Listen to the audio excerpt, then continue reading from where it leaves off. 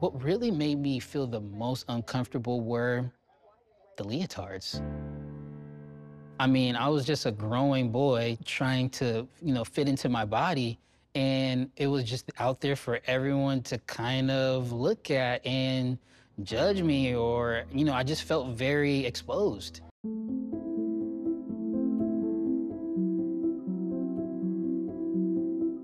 Nickelodeon was kid everything.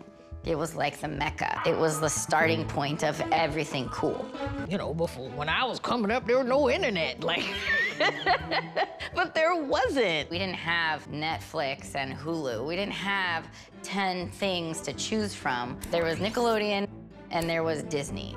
In the 90s and 2000s, there was one producer who was able to take Nickelodeon to new heights. Dan Schneider was Nickelodeon's golden boy. Now, some of them are starting to speak out about what happened when they were on his sets. I did not feel safe around Dan Schneider while I was working at Nickelodeon. All of this information has made us wonder what was happening behind the scenes. As a reporter at Insider, I wanted to investigate further. I've been waiting for someone to question the climate. It's been a long time coming. I didn't feel safe to say, this hurt me.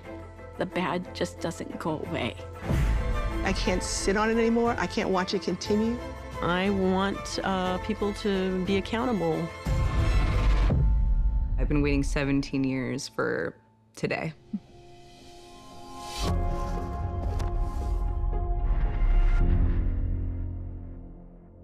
My name is Leon Frierson. I was on seasons 4 through 6 of All That.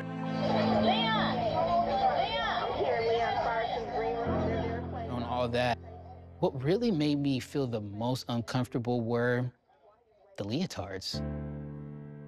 I mean, I was just a growing boy trying to, fit into my body, and it was just out there for everyone to kind of look at and judge me, or, I just felt very exposed.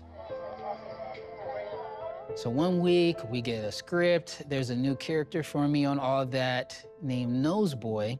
Naturally, I'm in a superhero costume, which is just tights and underwear. What was different about this, they gave me a prosthetic nose, like an enlarged nose, and they put this same nose on the costume. You can't help but notice that it looks like penis and testicles on my shoulders. Frankly, it was just uncomfortable. In the moments to myself, you would just be thinking like, hey, this is what we gotta do to be on the show, to stay in the cast and stay in the good graces of the people that were higher up. The power balance between a child and an adult is so striking already. And then on top of it, you add that it's an employment situation. These are 8 to 15-year-olds, and they are often responsible for the entire economic success of their families. What are they gonna do if they get in trouble? What if all of this goes away because they complained? And so you spend your time working, hoping that people don't poke the soft spots on your body and in your brain. I am Katrina Johnson. From the time I was 10 to 16, I starred on All That.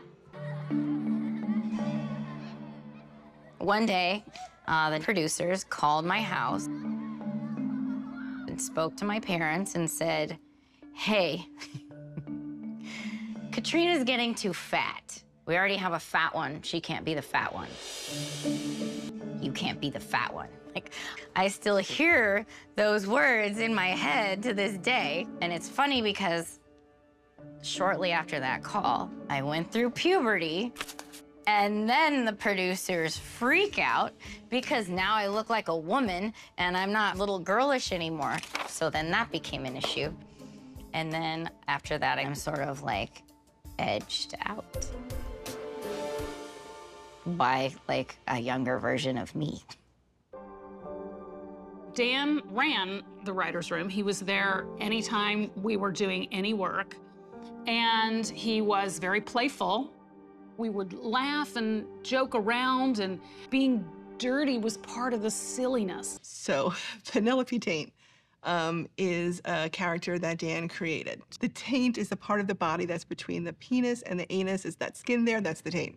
And Dan had said to us in the writer's room, don't tell what this word really means. He wanted us to keep that a secret.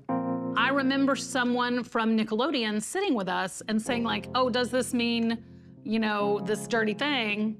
And Dan was like, no. Why would you think that's like tainted, like you've tainted something? And they were like, okay. Man, that is power.